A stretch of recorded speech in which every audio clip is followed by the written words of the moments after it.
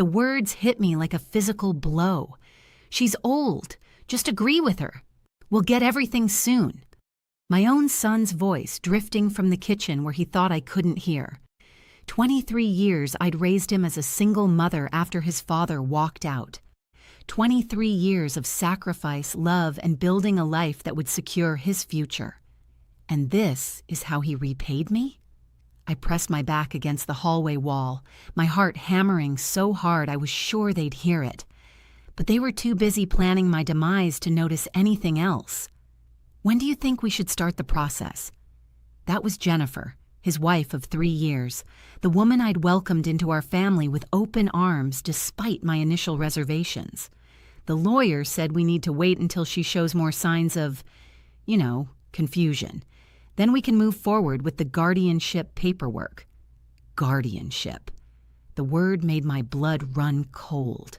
Hello, beautiful souls. I'm Patricia, but you can call me Patty. I'm 74 years old, and until 3 days ago, I thought I was the luckiest woman alive. I had a son who visited regularly, a daughter-in-law who seemed to care, and a comfortable life I'd built through decades of hard work as a high school principal. I want to know, where are you watching this from today?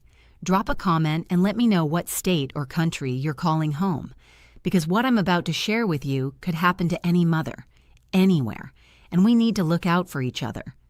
3 days ago, I discovered that the two people I trusted most in this world were plotting to steal everything I'd worked for. They thought I was just a confused old lady they could manipulate. They thought wrong. This is the true story of how I overheard my son planning to have me declared incompetent so he could control my finances, my property, and my life. It's the story of how I went from being a target to becoming a force they never saw coming. And it's the story of how sometimes the people who underestimate us the most are the ones who end up learning the hardest lessons. If you've ever felt dismissed because of your age, if you've ever had someone treat you like you don't matter anymore, or if you've ever suspected that someone close to you might not have your best interests at heart, this story is for you, but I need to warn you, what you're about to hear isn't easy. It's about betrayal at the deepest level. It's about discovering that the child you raised, the one you die for, sees you as nothing more than an obstacle to overcome. It's also about what happens when that child discovers that his old, confused mother still has a few tricks up her sleeve. So settle in, grab your coffee or tea, and let me tell you about the 3 days that changed everything. The 3 days that taught me that sometimes the best revenge isn't getting mad, it's getting smart. And trust me, by the end of this story, you'll understand why my son wishes he'd never underestimated Patricia Williams. Let me take you back to where this nightmare began. Tuesday morning, October 15th. I was supposed to be at my book club meeting, but Martha called to cancel. Her grandson was sick and she was babysitting. So instead of discussing our latest romance novel, I found myself at home, puttering around the house I'd lived in for 37 years. Michael and Jennifer had stopped by Sunday for our usual dinner, and Jennifer had left her reading glasses behind. She'd called earlier asking if I'd found them, and I'd spent the morning searching. Finally discovered them wedged between the couch cushions in the living room. I was heading to the kitchen to call her when I heard their voices through the back door. They must have used Michael's key to come through the side entrance, something they'd done countless times before. I was about to call out a greeting when Michael's words stopped me cold. "She's getting more forgetful, Jen. Yesterday she called me twice asking if I was coming to dinner, and we'd already confirmed it 3 times. I frowned. That wasn't true. I'd called him once to ask if he wanted pot roast or chicken, and once to see if Jennifer had any food allergies I'd forgotten about. When had being considerate become evidence of confusion? "Perfect," Jennifer replied, her voice carrying a tone I'd never heard before, calculating, almost excited. "Dr. Morrison said we need documented incidents of memory loss and poor judgment. Keep a list of everything." My stomach dropped. Dr. Morrison? That was my primary care physician. Why were they discussing my medical information with him? "I already am," Michael said. I've got dates, times, witnesses when possible. Last week, when she forgot to turn off the garden hose, Mrs. Patterson next door saw the whole thing. She'll verify it if we need her to. The garden hose incident. I'd been watering my roses and got distracted by a phone call from my sister in Phoenix. When I came back outside 2 hours later, water was running down the driveway. I'd been embarrassed, but it was hardly evidence of dementia. Anyone could get distracted. "How much longer do you think we need to wait?" Jennifer asked. "I've been researching, and the sooner we act, the easier it'll be. Once she starts really declining, other family members might get suspicious if they haven't seen the warning signs themselves."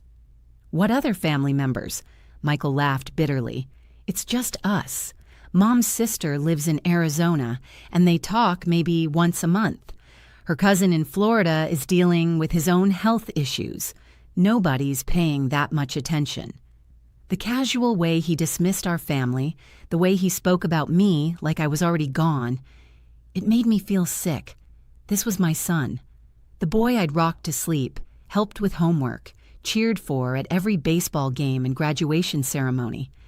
"The lawyer thinks we can move forward within 6 months," Jennifer continued. "Maybe sooner. If she has any kind of medical emergency or accident that makes her seem more vulnerable." Lawyer, medical emergency, vulnerable. I had to grip the doorframe to keep from falling. They weren't just talking about my memory or my judgment. They were talking about taking control of my entire life. I stood frozen in that hallway, afraid to breathe too loudly while my world crumbled around me. But if I thought what I'd already heard was bad, I had no idea what was coming next. "Show me the paperwork again," Michael said. I heard the rustle of papers being spread across my kitchen table, the same table where I'd helped him with his homework for 12 years. "This is the guardianship petition," Jennifer explained, her voice taking on the tone of someone discussing a grocery list. "Once we file this, the court will appoint a guardian ad litem to evaluate her mental state. That's where Dr. Morrison's documentation becomes crucial." "And he's definitely on board?" "Completely." I explained how worried we are about her living alone at her age, how she's been showing signs of confusion and poor judgment. He agrees that someone needs to be looking out for her interests. My doctor, the man I'd been seeing for 15 years, who'd guided me through menopause, my bout with pneumonia 3 winters ago, and my recent clean mammogram results. He thought I was losing my mental capacity based on what my son and daughter-in-law had told him? "What about the financial power of attorney?" Michael asked. "Already drafted," Jennifer replied smugly. "Once the guardianship goes through, you'll have complete control over her bank accounts, investments, and this property. The house alone is worth at least $400,000, probably more with the market the way it is." 400,000. They'd had my house appraised. "What about Mom's wishes?" Michael asked, and for a moment my heart lifted. Maybe there was still some conscience left in my son. "Michael, she's 74 years old," Jennifer said impatiently. "She's lived her life. This house is way too big for her and she can't maintain it properly. Have you seen the state of the gutters? The peeling paint on the garage? She needs to be somewhere safe where people can take care of her." I know. It's just, she loves this house. She'll love Sunset Manor too once she adjusts. And the best part is, it's only $800 a month if we choose the basic care package. That leaves plenty from her Social Security and pension for other expenses. Sunset Manor. I'd driven past it countless times. A grim institutional building where warehoused elderly residents sat staring at televisions in sterile common rooms. They wanted to put me there while they sold my home and spent my money.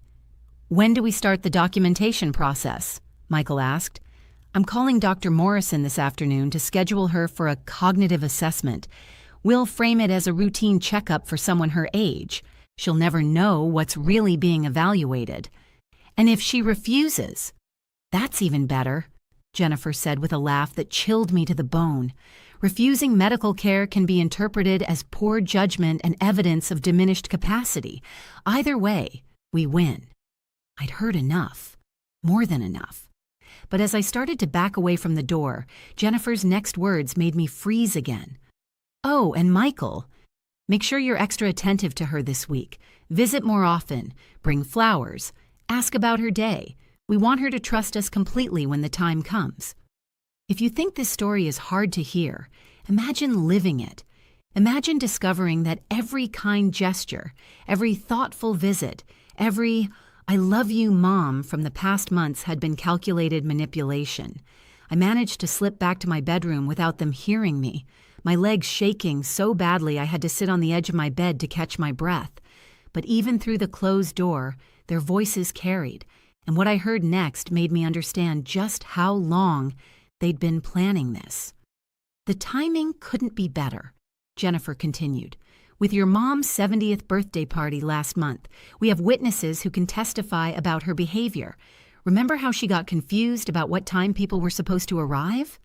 I remembered that day perfectly. I'd told everyone to come at 2 o'clock, but Jennifer had apparently told several people to come at 1:30 in case Mom got confused about the timing.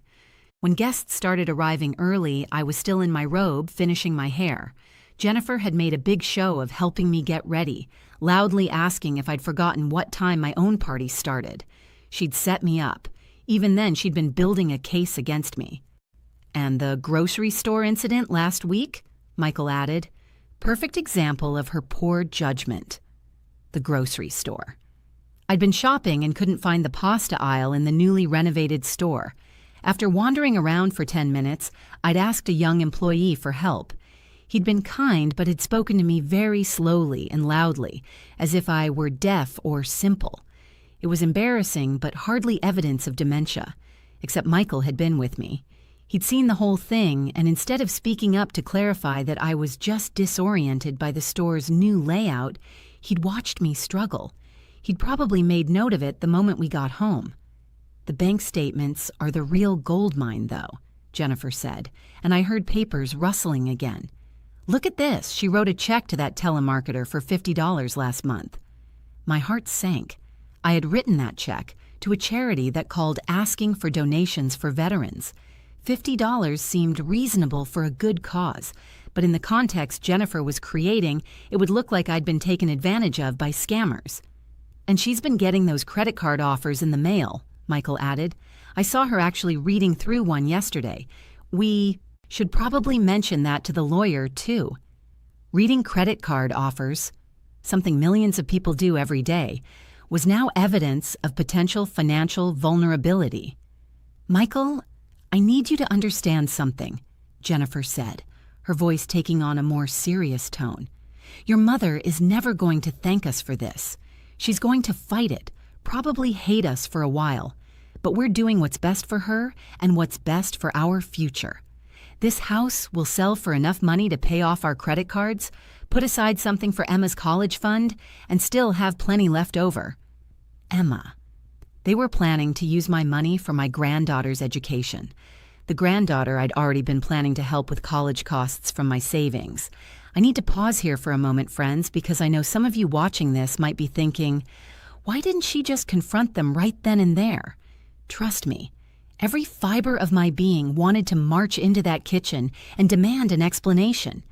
But 40 years as a high school principal had taught me something valuable. Never react in anger when you can respond with strategy. I sat on my bed, my mind racing, trying to process the magnitude of what I'd discovered. They weren't just planning to steal my money. They were planning to steal my freedom, my dignity, my right to make my own choices. And they'd been planning it for months, maybe longer. But as the initial shock wore off, something else began to take its place. Something that had served me well during my years dealing with scheming teenagers and manipulative parents. Cold, calculating fury. If Michael and Jennifer wanted to play games with a supposedly confused old lady, I was going to show them exactly what this old lady was capable of. I heard them preparing to leave, their voices moving toward the front of the house. I stayed in my bedroom until I heard Michael's car pull out of the driveway, then waited another 10 minutes to make sure they weren't coming back. When I finally emerged, I found my kitchen exactly as I'd expected.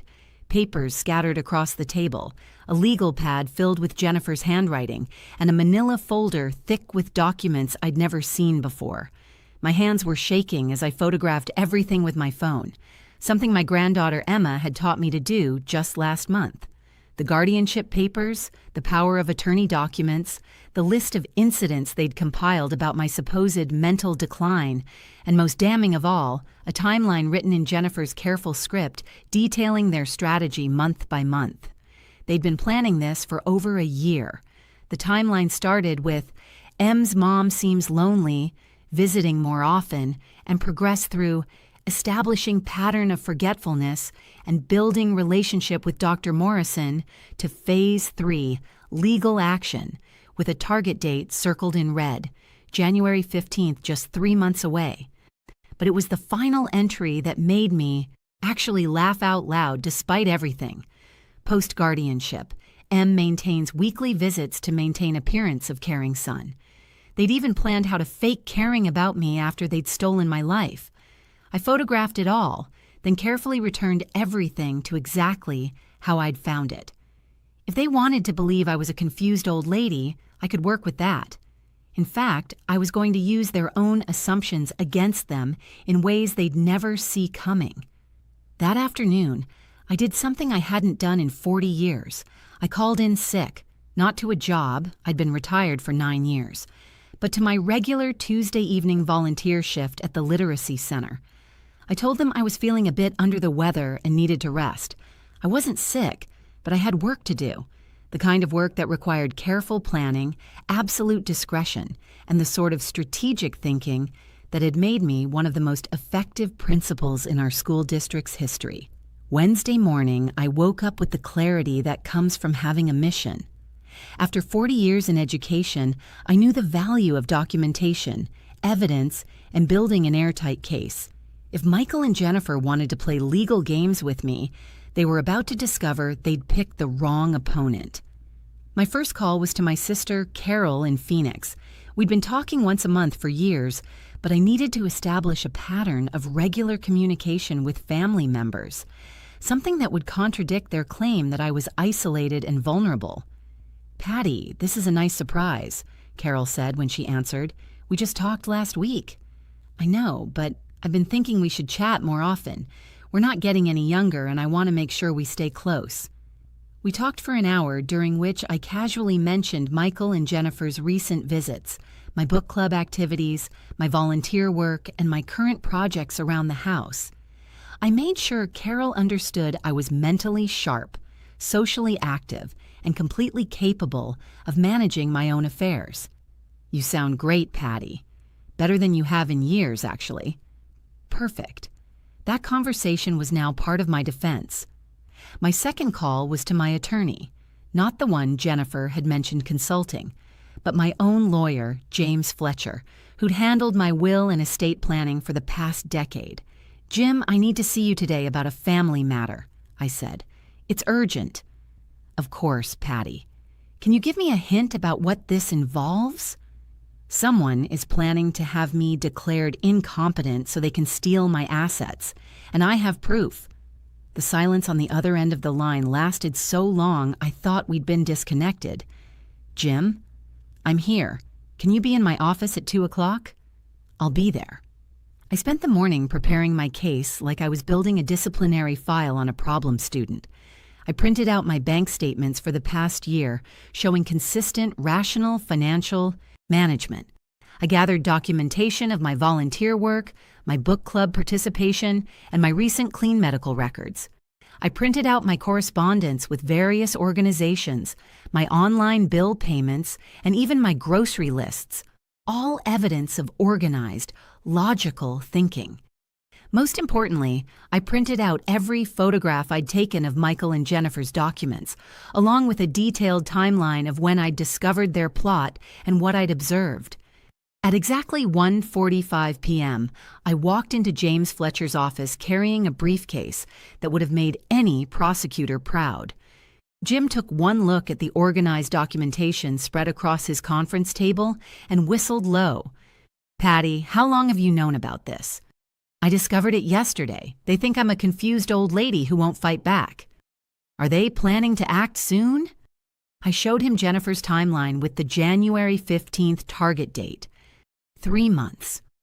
Jim studied the documents for a long time, occasionally shaking his head in disbelief. Finally, he looked up at me with the expression I'd seen on his face during our most complex legal discussions. Focused and slightly dangerous. Patty, they've made 2 critical mistakes. First, they underestimated you. Second, they documented everything. So what do we do? His smile was absolutely wicked. We let them hang themselves. Now, I want you to remember that this wasn't just about money or property. This was about my son, the child I'd raised, loved, and sacrificed everything for, planning to lock me away in an institution so he could steal my life's work. If you've ever been betrayed by someone you trusted completely, you'll understand the rage that was building inside me. But rage wasn't going to win this battle. Strategy would. Jim Fletcher and I spent 2 hours that afternoon crafting what he called the most elegant legal counterattack he'd seen in 30 years of practice. The beauty of our plan was its simplicity. We were going to let Michael and Jennifer continue with their scheme, but we'd be ready for them every step of the way. The key, Jim explained, is that everything they're doing is based on the assumption that you're unaware and unable to defend yourself. We're going to maintain that assumption right up until the moment we destroy them. Our first step was to document my complete mental competency. Jim arranged for me to undergo a comprehensive neurological evaluation with Dr. Sarah Chen, a geriatric psychiatrist who specialized in competency assessments. The evaluation would be confidential, but would provide irrefutable proof of my mental sharpness if we needed it. Dr. Chen is going to put you through every test imaginable, Jim warned me. Memory, reasoning, problem solving, emotional stability. It'll take about 4 hours. I'm ready. The evaluation was scheduled for Friday morning. In the meantime, Jim had another crucial task for me. I need you to act completely, normal around Michael and Jennifer. Better than normal, actually. Be the sweet, trusting mother they're expecting. Let them think their plan is working perfectly. That evening, I called Michael. Hi, honey. I just wanted to thank you for visiting so often lately. It means the world to me. Of course, Mom. I love spending time with you. The lie rolled off his tongue so easily it made me sick, but I kept my voice warm and grateful. I was wondering if you and Jennifer would like to come for dinner Sunday. I could make that pot roast you love. That sounds wonderful. Mom, are you feeling okay? You sound a little tired. Perfect. He was already looking for signs of decline to add to his list. Oh, I'm fine, sweetheart. Maybe a little lonely, but that's what happens when you get to be my age. I could practically hear him making mental notes. Mom, you know Jennifer and I have been talking about how big this house is for you. Have you ever thought about maybe looking at some of the newer senior communities? Some of them are really nice. Oh, Michael, this is my home. I could never leave here. I know. I'm just saying, maybe we could look at some options. You know, just to see what's out there. Well, maybe, I said, letting just a hint of uncertainty creep into my voice. I suppose it wouldn't hurt to look. After I hung up, I had to sit down for a moment. This was harder than I'd anticipated, pretending to be the vulnerable, easily manipulated mother they wanted me to be while knowing exactly what they were planning.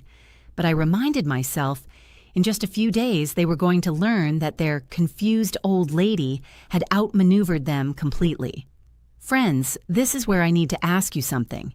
If you're finding this story as gripping as I lived it, please hit that subscribe button right now. Share this with any women in your life who might need to hear it, because what happened next is something every one of us should be prepared for.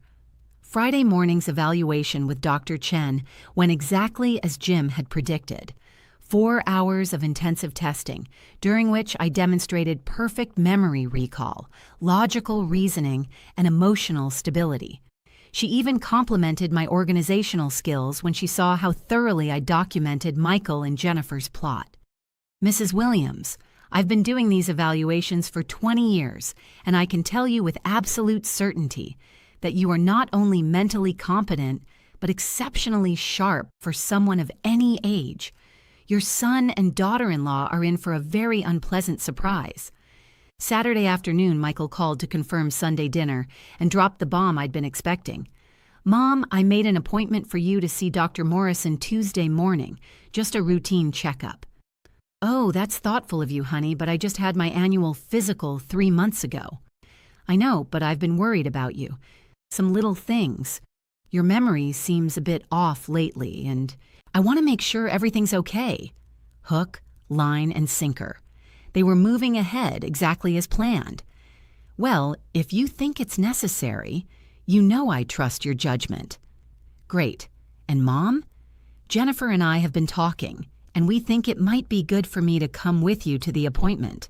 You know, to help you remember any questions you might have for the doctor. That's so sweet of you to offer, Michael. Sunday's dinner was surreal. I watched my son and daughter-in-law perform their roles as the concerned, loving family members, while knowing exactly what they were planning to do to me in just 2 days. Jennifer brought flowers. Michael complimented my cooking and asked detailed questions about how I'd prepared everything, later claiming I'd seemed confused about the recipe I'd been making for 30 years. I played along, occasionally pausing as if I couldn't quite remember a detail. You know, Mom, Jennifer said as we cleared the dishes, Michael and I drove past Sunset Manor yesterday. It's such a beautiful facility and the gardens are gorgeous. Maybe we could tour it sometime, just out of curiosity. That sounds nice, dear. They exchanged a look that they thought I didn't catch, the kind of satisfied glance that said their plan was proceeding perfectly. After they left, I called Jim.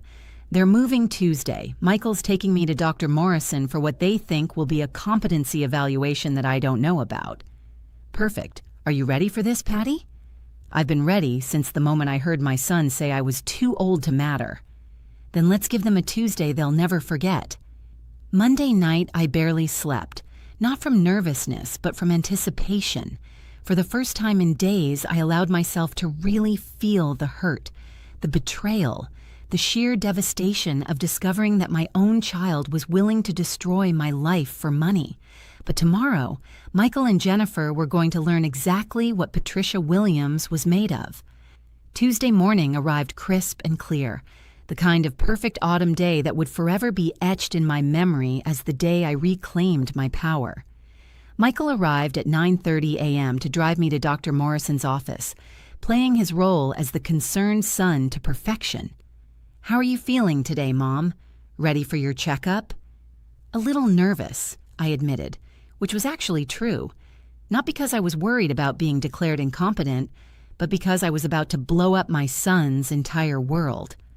The drive to the medical office was filled with Michael's casual conversation, designed to make me feel comfortable and unsuspecting. He asked about my sleep, my appetite, whether I'd been feeling confused about anything lately. You know, Mom, if Dr. Morrison recommends any changes or suggests you might need some help around the house, I hope you'll keep an open mind. Of course, sweetheart, you know I trust your judgment. We pulled into the medical complex parking lot at 9:55 a.m., 5 minutes before my scheduled appointment. As Michael came around to help me out of the car, I saw Dr. Morrison through the window of his first-floor office, along with another person I didn't recognize. Undoubtedly, someone connected to their guardianship plan, but Michael couldn't see what I could see. Jim Fletcher's car parked 3 spaces down, with Jim himself sitting in the passenger seat. Michael, I said as we approached the building, before we go in, there's something I need to tell you. What is it, Mom? Are you feeling okay? I'm feeling better than I have in months, actually. I'm feeling clear and strong and absolutely certain about what I'm about to do. He frowned, clearly confused by the change in my tone. You see, sweetheart, I heard you and Jennifer talking in my kitchen last Tuesday. I heard every word of your plan to have me declared incompetent so you could steal my house, my money, and my freedom. The color drained from Michael's face so quickly I thought he might faint right there in the parking lot. Mom, that's not... You don't understand. I understand perfectly. I understand that you think I'm just a confused old lady who won't fight back. I understand that you've been documenting fake incidents of memory loss and poor judgment. I understand that you've scheduled this appointment so Dr. Morrison can evaluate my mental competency without my knowledge." Michael's mouth opened and closed like a fish out of water, but no words came out. "I also understand that you have guardianship papers already prepared, a power of attorney ready to file, and a timeline that ends with me locked away in Sunset Manor while you sell my house and spend my money." "How did you," he whispered, "how did I what? Find out, document everything, photograph your papers, hire my own attorney, get my own competency evaluation that proves I'm sharper than most people half my age?" I pulled out my phone and showed him the photos I'd taken of their documents. "The answer is simple, Michael. You underestimated your mother." That's when Jim Fletcher stepped out of his car and walked toward us, briefcase in hand. "Mrs. Williams," he said formally, "I have those legal documents you requested." Michael looked back and forth between Jim and me, his face cycling through confusion, panic, and finally, the dawning realization that his scheme had not only failed, it had backfired spectacularly. "Mom, please, let me explain." "There's nothing to explain, Michael. I have a year's worth of documentation showing how you plan to steal my life. What I need to know now is whether you're going to walk away quietly or if we're going to do this the hard way." Jim stepped forward, opening his briefcase. "Mr. Williams, I'm James Fletcher, your mother's attorney. We have several options here, and I'd strongly suggest you choose carefully." "What options?" Michael's voice was barely a whisper. "Option 1, Jim said crisply. "Your mother files criminal charges for conspiracy to commit fraud, elder abuse, and attempting to gain unlawful control over her assets. She has enough evidence to send both you and your wife to prison." Michael's knees actually buckled, and he had to lean against his car for support. "Option 2, I continued, my voice steady and cold. "You and Jennifer disappear from my life completely. You relinquish any claim to my estate, you never contact me again, and you explain to your daughter why she'll be growing up without her grandmother." "Mom, please." "I'm not finished. You will also provide written confessions detailing exactly what you plan to do, which will be held in trust by Jim. If you ever attempt to contact me again, or if anything happens to me under suspicious circumstances, those confessions go straight to the police." The fight went out of Michael completely. This wasn't the confused, vulnerable old lady he'd been planning to manipulate. This was the woman who'd raised him, the former principal who dealt with scheming teenagers and manipulative parents for 4 decades. "What about Emma?" he asked quietly. "She loves you." And there it was, the one part of this whole nightmare that truly broke my heart. My granddaughter, innocent in all of this, would pay the price for her parents' greed. "Emma will inherit everything when I die," I said, "but it'll be in a trust that you and Jennifer can never access. Jim has already prepared the paperwork." Michael stared at the ground for a long moment, then looked up at me with tears in his eyes. "I'm sorry, Mom. I know that doesn't fix anything, but I'm sorry. No, it doesn't fix anything, but it tells me there might still be something decent left in you." 2 hours later, Michael and Jennifer had signed everything Jim put in front of them. They left town that weekend, taking Emma with them to Jennifer's sister's house in Oregon. That was 3 months ago. I haven't heard from them since, and I don't expect to. But every day, I wake up in my own home, managing my own life, making my own decisions, and remembering that being underestimated can be the greatest advantage of all. To every woman watching this, never let anyone convince you that your age makes you powerless. Sometimes wisdom and experience are the most dangerous weapons in the world, and sometimes the best lesson you can teach someone is that they pick the wrong target.